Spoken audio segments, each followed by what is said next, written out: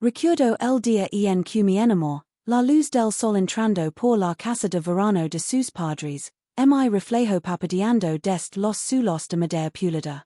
Yo venía de un hogar modesto lino de ropa recién lavada y comodas caseras. Ella pertenecía a un mundo de autos elegantes, galas y cansados ricos que sonreían cortésmente pero despreciaban a los forasteros. Día, nada de eso importaba, su risa, sus ojos brillantes, sus sueños. Cry que el amor podía ser cualquier brecha. Pudes quedar más tiempo, me pregunto mientras estábamos sentados en un banco del parque cerca de su finca, su nombre toledo en la pintura dest su infancia.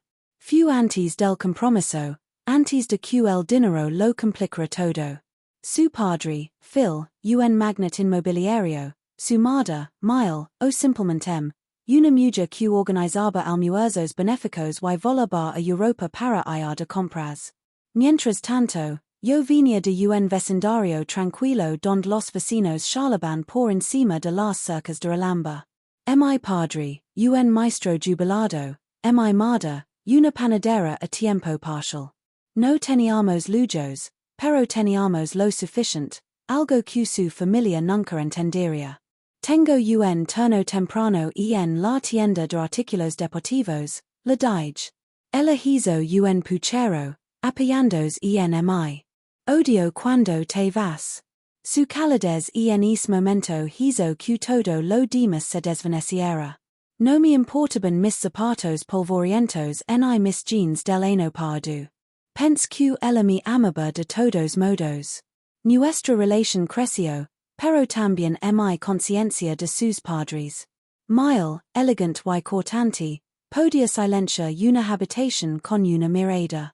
Phil, mi futuro suegro, era imponente en presencia, aunque no en altura, conocido por hacer comentarios casuales que sonaban como amenazas. Me toleraban por ella, pero nunca ocultaron su creencia de que un hombre de clase media no era lo suficientemente bueno. Felicidades, dijo Phil, estrechando mi mano con rigidez la noche que anunciamos nuestro compromiso. Estamos, felices por ambos. Gracias, señor, dije. Solo Phil está bien, respondió. Veremos cómo resulta todo esto.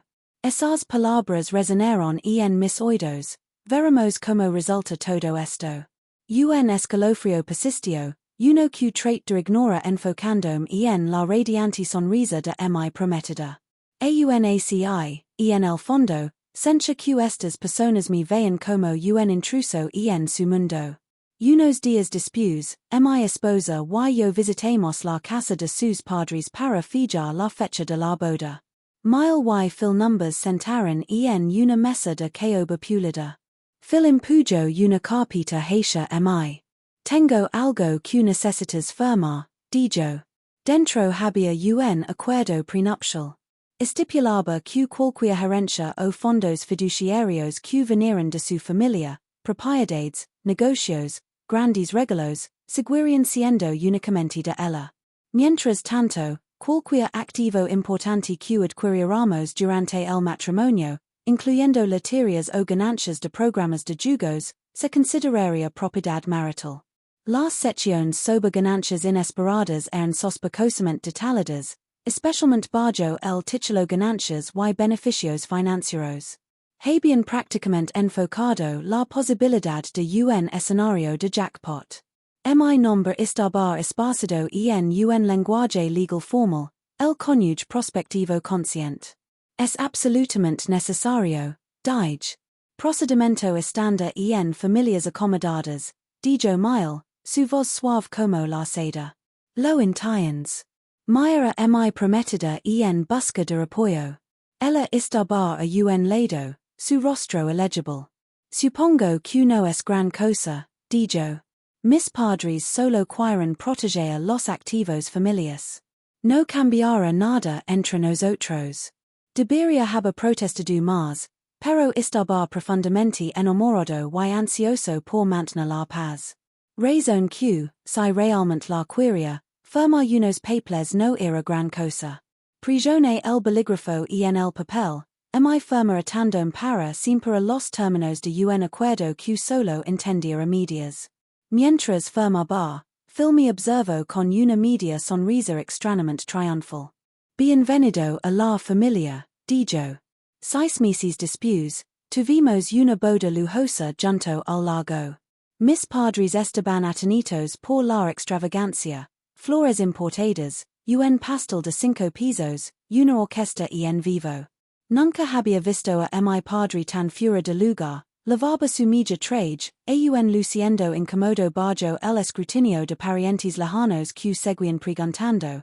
Entonces, ¿cómo conoció tu hijo a este chico? A pesar de la tensión, las fotos de la boda mostraban un día de sol y risas. Mi esposa lucía deslumbrante en su vestido de encaje, y mi sentir imparbal en ese momento, como si estuviéramos forjando una unión de amor más fuerte que cualquier brecha social o financiera. Numbers mudamos a un condominio que filamo un regalo. En realidad, él había pagado el anticipo, pero se esperaba que yo cubriera los pagos mensuales de la hipoteca. Mi sugro no lo expreso como un ultimátum, simplemente dijo, tú manejarás las facturas mensuales, ¿verdad, hijo? Yaci lo hice, ignorando en silencio la sensación de que estaba pagando renta en un lugar que el posea emocionalmente. Los primeros años vimos peleas típicas por dinero y interferencias parentales. Mis suegros aparecen sin avisar, a veces trayendo muebles nuevos que chocaban con mi estilo o reorganizando la sala porque su decorador sugería un media destino. Trag mi irritation cada vez que mi esposa desestimaba mis quejas, solo están tratando de ayudar, desha. Empieza nota que todo en nuestra vida era una extensión de sus gustos, su control. Pero me dijo mi mismo que todas las parejas tienen problemas con los suegros, lo superaríamos. Un día recibí una llamada en el trabajo de mi esposa, su voz temblando de emoción. No lo vas a creer, dijo. Acabo de ganar la lotería. Casi dejé caer mi teléfono. Q. Lo juro, es real. $9,000,000. Compré un boleto en una gasolinera por capricho y los números coincidieron. Eso es, increíble, dije, con visions de una jubilación anticipada, viajes, proyectos filantrópicos. Mi mente volaba con posibilidades. Habíamos bromeado antes sobre que haríamos si alguna vez nos volviéramos millonarios, dar algo a mis padres, comprar una casa no controlada por Phil, tal vez incluso abrir mi propio negocio. Recuerdo temblar de emoción vertiginosa, la vida estaba a punto de cambiar. Pero a medida que pasaban los días, la emoción se desvaneció. Mi esposa se volvió reservada sobre el dinero. Insistió en mantenerlo en secreto, especialmente de mi lado de la familia. Dijo que estaba reuniéndose con abogados, personas de las que nunca había oído hablar, y me aseguró que era necesario para reclamar el dinero correctamente. No debería ir contigo, dije. Ella negó con la cabeza. Estos abogados están acostumbrados a grandes patrimonios, te sentirías fuera de lugar. Te contar después. Eso dolió más de lo que quería admitir. Durante las siguientes semanas, me sentí cada vez más marginado. Cada vez que preguntaba sobre el dinero de la lotería, como se manejaría, si pagaríamos el condominio, ella se volvía evasiva o simplemente deja. Es complicado. Una tarde gris, regreso del trabajo exhausto. La tienda de artículos deportivos estaba con poco personal, y había trabajado un turno doble. Todo lo que quería era colapsar en el sofá. En cambio, abrí la puerta y encontré a mi esposa y su tía linda jugando en los cajones, empaquetando cosas en cajas. ¿Qué está pasando? Dije. Mi esposa se enderezó, su rostro endurecido. Estoy solicitando el divorcio, dijo. Empaca tus cosas. Quiero que te vayas esta noche. Mi corazón se desplomó. ¿De qué estás hablando? Tía linda, alta y de mirada penetrante, me evaluó críticamente. El condominio estera su nombre, financiado con el dinero de su padre, dijo. No tienes derecho a cuidar aquí. No podía procesarlo. La mujer que amaba, que acababa de ganar una lotería de varios millones, me estaba echando.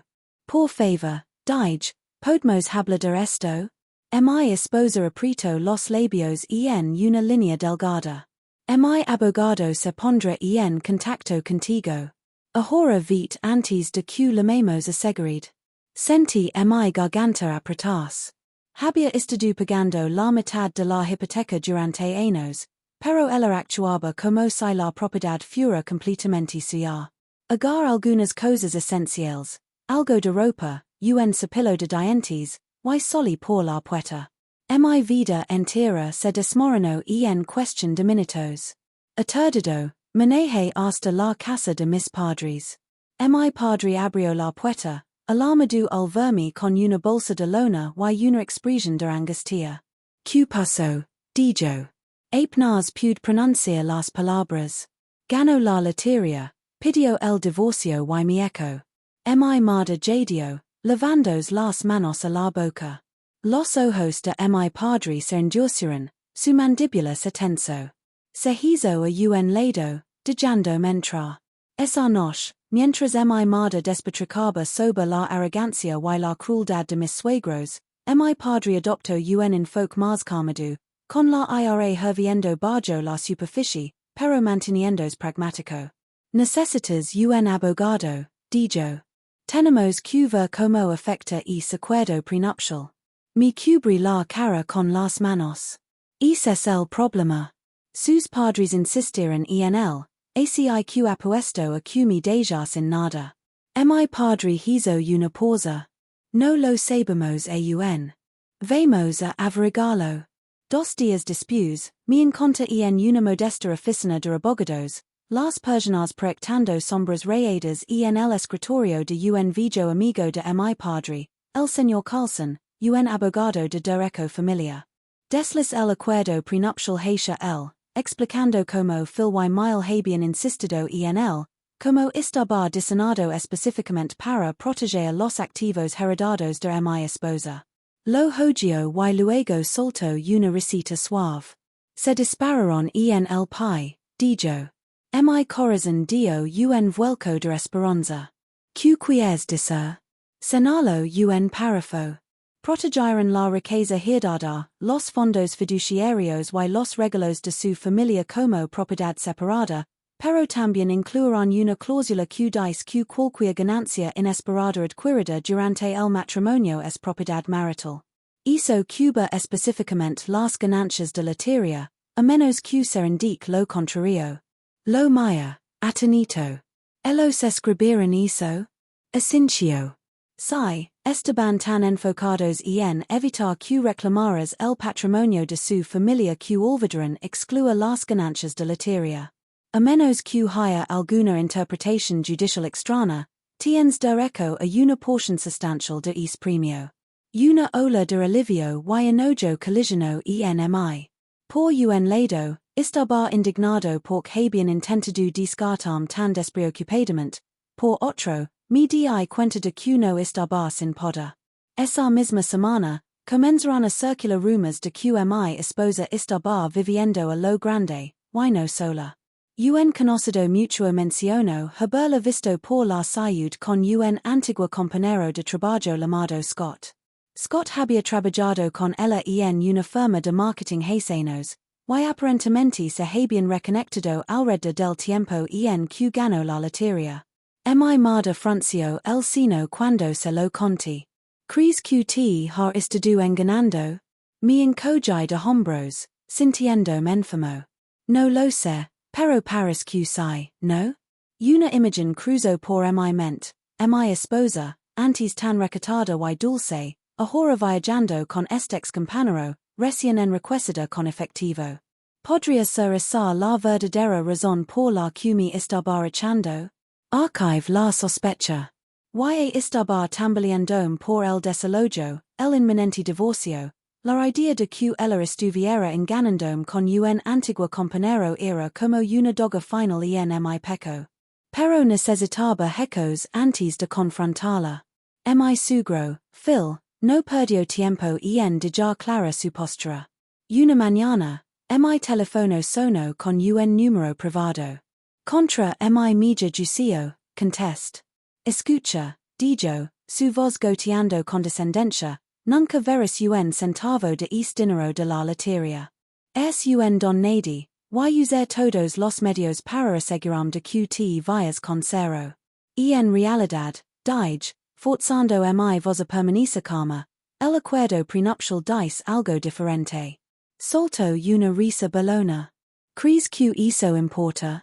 Tengo abogados, y los conocen a todos los jueces de la salud. Estarás en bancarrota solo por las tarifas legales. Allegates y sabes lo que te conviene. Colg, con las manos temblando. El señor Carlson había predicho tácticas de intimidación, y estaban en marcha. El consejo de mi padre resonaba en mi mente, documenta todo. Escribí los detalles de la llamada, los envié por correo a mi abogado y guardé el mensaje de voz como prueba. La tensión escaló. Mi suegra, Mile, me abordó a fuera de la casa de mis padres 2 días después. Lavaba un abrigo de diseñador impecable, el cabello recogido en un mono elegant, pero sus ojos brillaban de ira. Tengo una propuesta para ti, dijo, mirando alrededor para asegurarse de que no había vecinos escuchando. ¿Qué? Me entrego un papel con una cantidad en dólares. No era ni siquiera suficiente para cubrir la mitad de los pagos de hipoteca que había hecho en el condominio. Toma esto y vete, dijo. Es más de lo que mereces. Solté una risa sin humor. Estás bromeando, ¿verdad? Su seno se frunció. Vienes de una familia humilde. Esta suma es generosa para alguien de tu entorno. ¿Por qué arrastra esto a los tribunales? Rompí el papel por la mitad. No, gracias. Numbers veremos en la corte. El abufo, girando sobre sus talons. Ingrato, Cizio, alejandos hacia su auto que esperaba. El motor rugió y se fue. Mientras tanto, seguí escuchando rumors sobre mi esposa pasando tiempo con Scott, el ex compañero. Un día, me encontré con Angela, una amiga en común, en una cafetería. Perdón por intrometerme, dijo, pero, ¿están separados? Vaya tu esposa con Scott en un restaurant elegant. Parecen cercanos. Mi estómago se apretó. Probablemente solo son amigos, forza de ser. Angela ladeó la cabeza. Estaban tomados de la mano. El suelo se hundió bajo mis pies. Probablemente había estado engañándome, usando la ganancia de la lotería para deshacerse de mi. Trague mi enojo, sin hacer una escena pública. El señor Carlson presentó una moción para congelar los fondos de la lotería al día siguiente. Los abogados de mi sugro intentaron bloquearla y fallaron. Seguimos con un divorcio disputado, argumentando que el acuerdo prenupcial incluía claramente todas las ganancias inesperadas adquiridas durante el matrimonio. Había contribuido financieramente desde el primer día. En una audiencia preliminar, Sixer mi esposa de nuevo. Lego con sus padres y 2 abogados, su expresión distante, negándose a mirarme a los ojos. Después, me acerc. Ella se detuvo en el pasillo, con los brazos cruzados. ¿Cuánto tiempo? Dije en voz baja. Ella me miró. ¿Qué quieres decir? ¿Cuánto tiempo has estado con Scott, el ex compañero? Sus mejillas se sonrojaron. Eso no es de tu incumbencia. Entonces estabas acostándote con él mientras yo trabajaba turnos dobles. Dije, mi voz temblando de ira contenida. Ella lanzó una rápida mirada a su padre, que frunció el seno a pocos pasos. Luego se acercó, bajando la voz a un Cizio. No tienes idea de cómo fue estar asfixiada por tu mediocridad. Scott me entiende. Es exitoso, interesante. Estaba cansada de esperar a que tu alcanzaras. Mi boca se seco. Entonces acis como me ves. Un escalón. Ella se encogió de hombros, levantando la barbilla desafiante. Te vio como alguien que no pertenece a mi mundo. Ahora, si me disculpas, no esperes que me vea con las manos vacías. No lo haré, dije. Tú y tus padres comenzarán esta guerra. Ella entrecerró los ojos. Guerra. Bien, nos veremos en la corte entonces. Con eso, dio media vuelta, uniéndose a sus padres. Me quid respirando pesadamente, el dolor mi peco como un cuchillo hundiéndose más profundo. Phil, furioso por mi negativa recida, intento sabotarme en el trabajo.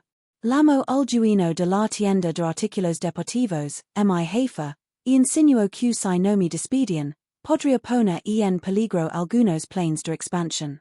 Mi jefa, que me conoce desde hace años, simplemente le dijo a Phil que se ocupara de sus propios asuntos.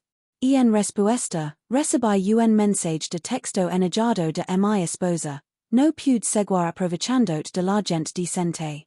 Madura y enfrenta la realidad de que nadie te quiere cerca. Mi padre dejó de ser amable. Guarda el mensaje, reenviándolo al señor Carlson. Me negué a participar en una guerra de mensajes. La voz de mi padre resonaba en mi mente. Documenta todo y no te rebajes a su nivel. Las semanas pararon lentamente, el estrés me consumía, pero me afer el conocimiento de que la ley estaba de mi lado. Entre bastidores, mi abogado revisó cada línea del acuerdo prenupcial, destacando la cláusula que deja todas las ganancias financieras inesperadas adquiridas durante el periodo del matrimonio, esto incluye, pero no se limita a, premios monetarios, ganancias de lotería, premios de programas de jugos, se considerarán propiedad marital y estarán sujetas a una distribución equitativa, a menos que se excluyan específicamente dentro de este documento. Excluyeron meticulosamente la riqueza heredada, los fondos fiduciarios, los regalos familiares, pero, irónicamente, nunca excluyeron las ganancias de lotería. Fue un descuido evidente, su obsesión por proteger el patrimonio familiar había dejado una trampa abierta. Mientras tanto, los rumores sobre la relación de mi esposa con Scott se extendieron como un incendio. Fueron vistos en clubs, hoteles de lujo, restaurantes exóticos. Mi madre me preguntó si había considerado usar esa infidelidad como ventaja en la corte. El señor Carlson negó con la cabeza. Nuestro estado tiene divorcio sin culpa, así que su infidelidad no necesariamente te garantiza más dinero. La verdadera joya es ese acuerdo prenupcial. Eso es todo lo que necesitas. Me di cuenta de que no se trataba solo de venganza, se trataba de no ser intimidado para con nada. La fecha final de la corte se acercaba en el horizonte, una nube negra amenazando con desatar una tormenta de enfrentamientos legales y vendettas personales. Una semana antes de este día temido, mi teléfono sonó en la penumbra del cumbre de mis padres. Era casi medianoche.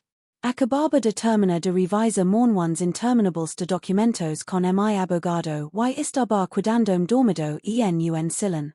Maya el identificado de la mudas, era mi esposa. No habíamos hablado directamente en semanas, desde que me había echado del condominio. Mi corazón latía con una mezcla de rabia y curiosidad. Contra mi media juicio, contest. Hola, dije, manteniendo mi voz neutral. Hoy, dijo. Escucho un temblor extraño en su tono, como si estuviera forzando a sonar calmada. ¿Podemos hablar? Mi estómago se retorció. ¿Habla de qué exactamente? Ella dudó, exhalando un suspiro tembloroso.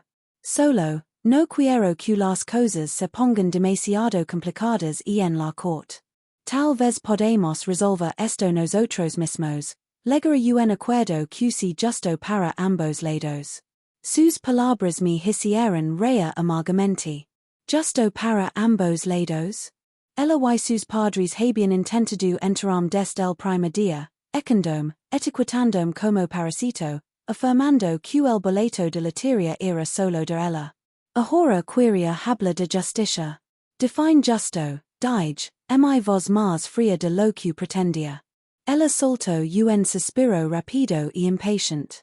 Podemos mantener esto privado, firma un acuerdo de confidencialidad o algo así, para que los medios o nuestros círculos sociales no juzguen.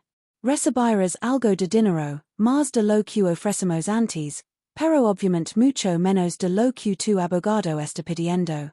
De esa manera, podemos mantener a mis padres fuera del foco y tu puder te salvo. Así que esta era la última oferta de soborno silencioso. Una pequeña ola de alivio me invadió, confirmando que aún también el veredicto final. Pero sentí mi ira surgir. ¿Cómo se atrevía a pensar que aceptaría otra oferta baja? No, gracias, dije. Termin de negocia a puerta cerrada. Veremos que dice el juez. Ella tomó bruscamente. Cuando habló de nuevo, su voz estaba llena de desprecio. Es un idiota. Tienes idea de lo que mis padres pueden hacer si usan todas sus conexiones? Nunca trabajarás en esta ciudad otra vez, ni en ninguna ciudad 300 millas de aquí. Mi antigua miedo resurgió, pero apriet los labios y me obliga a mantenerme firme. Supongo que correr es riesgo, dije. Adiós. Colgantes de que pudiera contraatacar. Mi mano tembló por un momento, la duda me carcomía. Estaba cometiendo un error colosal al rechazar su oferta final.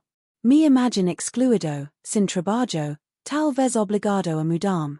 Pero luego record la humiliación, la arrogancia de su padre, y la forma en que me había echado de mi propia casa. El señor Carlson, mi abogado, había insistido en que estábamos en terreno legal sólido. Teníamos las palabras exactas del acuerdo prenupcial para protegernos. Si intentaban retrasar, el juez lo vería claramente. Con ese pensamiento, estabilis mi resolución. No más miedo, no más agacham. Estaba en esta pelea hasta el final. La mañana de la audiencia final lego, envuelta en nubes grises bajas que amenazaban lluvia. Me puse mi media traje, gris carbon, no de senador, pero me cuidaba bastante bien. Mi madre se preocupó por mi corbata, diciéndome en tonos suaves, cremos ent. A fuera del juzgado, me encontré con el señor Carlson. Intercambiamos un asentimiento sombrío. Mis padres se quedaron a pocos pasos, ofreciendo apoyo moral pero dejando manejar la pelea que, en última instancia, era mia.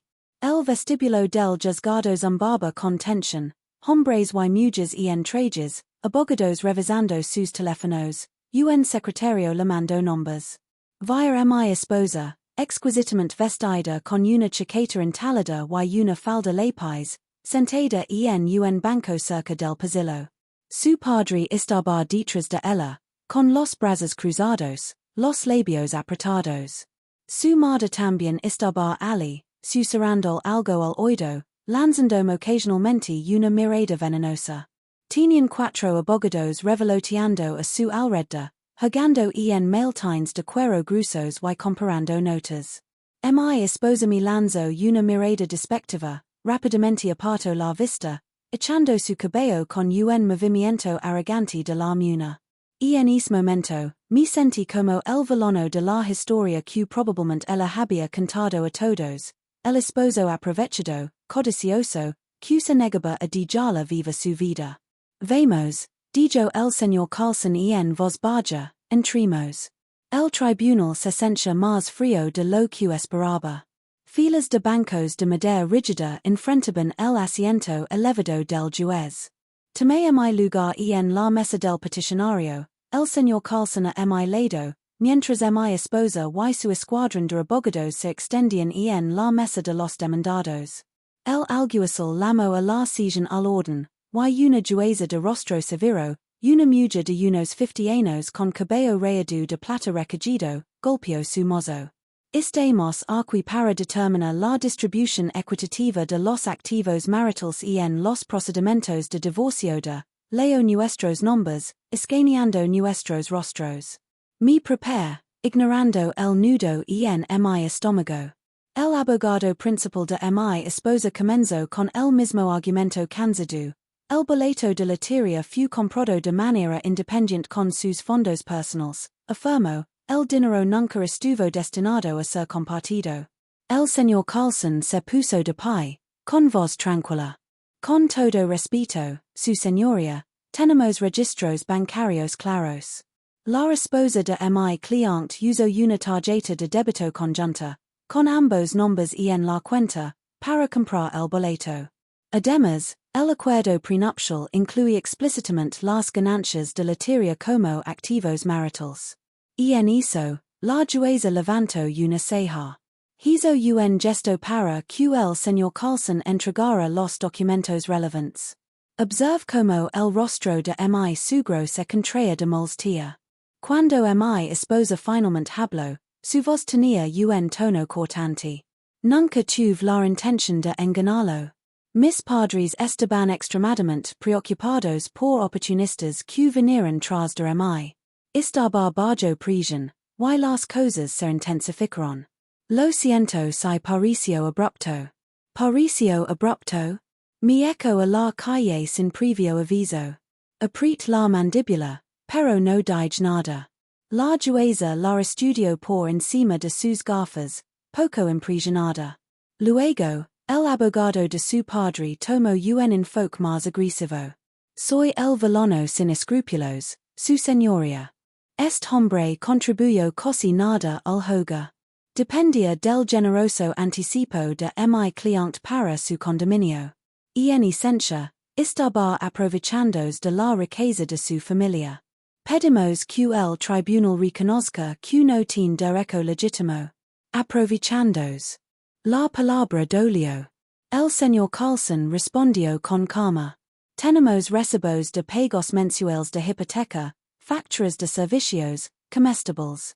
Mi cliente pagó miles a lo largo de los años. Ciertamente no será provecho.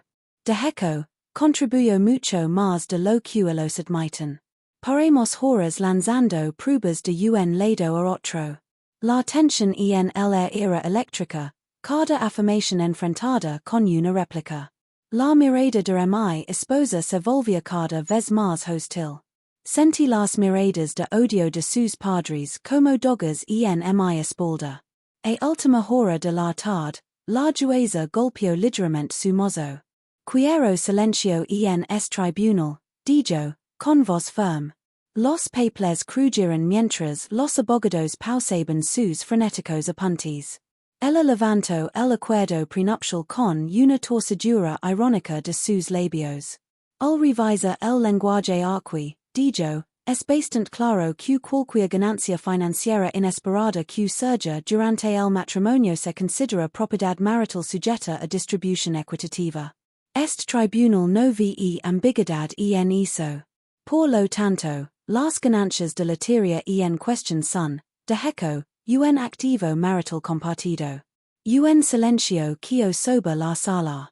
La mandíbula de mi suegro se apretó. Mi esposa parpadeó rápidamente, el color drenándose de su rostro. La jueza continuó, dirigiendo su mirada a mi esposa. Además, usted desalojó a su cónyuge del condominio sin notificación formal ni debido proceso, a pesar de sus contribuciones financieras. Esta acción fue tanto cruel como legalmente relevante para la cuestión de la equidad. Capt una leve sonrisa del señor Carlson, aunque la ocultó bien. Las siguientes palabras de la jueza selaron todo. Por lo tanto, el tribunal dictamina que las ganancias de la lotería estarán sujetas a una división equitativa, con una porción sustancial. Otorgada al peticionario. Me miró, luego añadió, además, el peticionario tiene derecho a un reembolso por su parte de la hipoteca, servicios públicos y otros gastos maritales que cubrió. Era todo lo que habíamos esperado. El alivio me inundó, pero mantuve mi expresión neutral. Las palabras finales de la jueza resonaron en el silencio. Numbers reuniremos de nuevo si es necesario para los cálculos finales, pero ese mi fallo. La corte se levanta. Golpeó el mozo, y el alguacil llamó, todos de pie. Numbers levantamos, mis rodillas se sienten débiles. La guerra había terminado efectivamente. Tan pronto como la jueza salió, el tribunal instaló en un murmullo de alboroto. Los reporteros, los pocos que se habían reunido afuera por chismes locales, se acercaron, intentando mirar por las puertas. Mi sugro se acercó a mi, su rostro de un rojo alarmante. Esto no ha terminado, Cizio. No tienes idea de lo que aún podemos hacer. Apelaremos. Mi cuadre de hombros, dejando que el remolino de resentimiento y triunfo se mezclara. Se acabó, dije. La jueza decidió. Mi esposa estaba a un lado, con los brazos envueltos alrededor de sí misma, las lágrimas brotando en sus ojos, pero parecían más lágrimas de rabia que de tristeza. Mi suegra miraba con furia desde atrás, susurrando bruscamente su hija. El señor Carlson tocó suavemente mi brazo. Deberíamos irnos, dijo. Dejarlos con su crisis. Pero antes de que pudiera girar, mi esposa se lanzó repentinamente hacia mi, su expresión retorcida, un sonido animalesco salió de su garganta. Tu, escoria inútil, chillo. Me arruinaste. Balanceó su bolso, apuntando a mi hombro. Logró esquivarlo, pero no antes de que ella aranara mi manga. El alguacil y un oficial de seguridad se apresuraron, intentando intervenir. Señora, de retroceda, ordenó el alguacil. Su padre, atenito, gritó, ¿qué estás haciendo? Para. Pero ella estaba fuera de sí, con lágrimas corriendo por sus mejillas, escupiendo furia. ¿Crees que has ganado? Gritó, su voz resonando en la cámara de techo alto. Es solo un parasito que engañó a todos haciéndoles creer que eras decente. Asqueroso mentiroso buscador de oro. Retrocedi, la adrenalina disparandos. Nunca la había visto tan desquiciada, ni siquiera durante nuestras peores peleas. Mi madre jadeó horrorizada desde el otro lado del pasillo.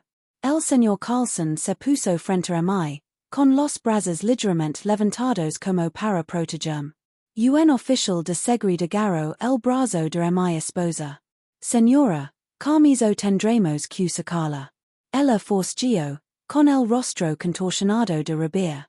Suelten, gritó. Él está robando mi dinero. ¿Cómo pueden permitir esto? ¿Saben quién es mi padre? El oficial apretó su hogar, alejándola de mi con fuerza. Suficiente, dijo. La corte terminó. No toleremos violencia aquí. El abogado de mi esposa se apresuró hacia adelante, levantando las manos. Su señoría, pero la jueza ya se había ido. Otro secretario entró apresurado, horrorizado por el alboroto. En un torbellino de trajes y confusión, mi esposa fue contenida, continuando lanzando insultos. Su padre parecía atenito, atrapado entre que protegea a su hija y no que causa una escena mea. Mi suegra se llevó una mano a la boca. El alguacil, haciendo señas para más seguridad, gritó. Ella lo agredió en la corte abierta. Eso es desacato.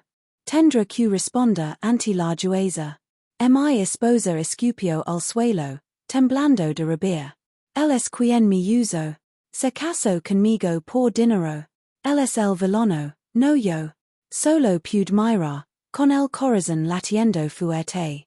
En ese momento, me di cuenta de lo lejos que habíamos llegado ambos. Ella con su colapso arrogante, yo con mi ira contenida. Numbers habíamos convertido en caricaturas de un matrimonio roto, un espectáculo violento para que todos lo vieran. Los guardias escoltaron a mi esposa fuera del tribunal, levándola hacia el pasillo donde estaban las oficinas de la jueza. Escuche gritos amitiguados por las cruces perdes mientras, presumiblemente, discutia con el oficial. Mi sugro los seguio, agitando los brazos y exigiendo que la liberaran. El señor Carlson exhaló. Hizo fue inesperado. Trag, con la garganta seca. Perdió el control. Esperamos en los bancos durante lo que pareció una eternidad. Mientras tanto, mi madre se acercó, llorosa y temblando. ¿Estás bien? Estoy bien, dije, aunque mi voz sonaba hueca en mis oídos. Minutos después, un alguacil de rostro severo numbers informó que la jueza había dictado una citación inmediata por desacato. Mi esposa tendría que pagar una multa sustancial por agredirme en la corte. También se le ordenó permanecer bajo custodia hasta que pudiera ser procesada, aunque brevemente, por su estado. No estaban presentando más cargos. El alguacil me miró. ¿Quiere presentar un cargo por agresión? Dude. Parte de mi estaba lo suficientemente furioso como para considerarlo, pero otra parte sentía una extraña lástima. Estaba reaccionando por sus propios errores y arrogancia la habían atrapado. No, dije al fin. Sin cargos formales. La reacción de la corte es suficiente. El alguacil asintió. Entendido. Unos días después, cuando el polvo se asentó, mi esposa fue liberada. Sus abogados se movieron silenciosamente para finalizar el acuerdo, evitando más vergüenzas después de su colapso público. La noticia se había extendido por los círculos legales, incluso llegando a tabloids menores. Evitó cargos graves, pero su reputación estaba en ruinas. En una tarde gris, llega la oficina del abogado. Mi sugro me miró con furia. Mi esposa estaba sentada rígidamente, con los ojos hinchados, evitando mi mirada. La arrogancia se había ido, reemplazada por una derrota silenciosa. Su madre rondaba cerca, susurrando a su abogado. Me entregaron los documentos finales, una gran suma del dinero de los $9,000, en liberación total de las reclamaciones del condominio. Firm sin dudar. El señor Carlson revisó cada página antes de pasarme el bolígrafo. Felicidades, murmuró. Mi ex-esposa apretó los labios con fuerza. Su padre empujó un cheque sobre la mesa. Tomalo. Espero que estés feliz. Maya a mi alrededor. Mi ex miraba fijamente, perdida en sus pensamientos. Cuando la última firma estuvo en su lugar, los abogados asintieron, el acuerdo estaba hecho. Nadie dijo adiós.